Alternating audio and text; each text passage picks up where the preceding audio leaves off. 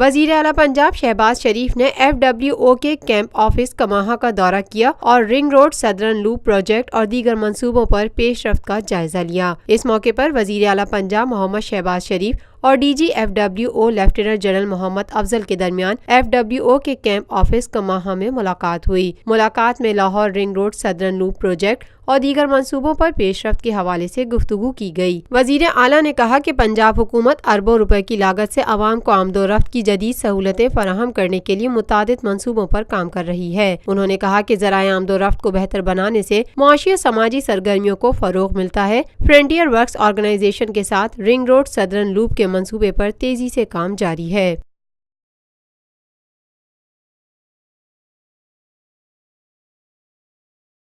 Lotus Lake Towers, a groundbreaking endeavor by Lotus Properties.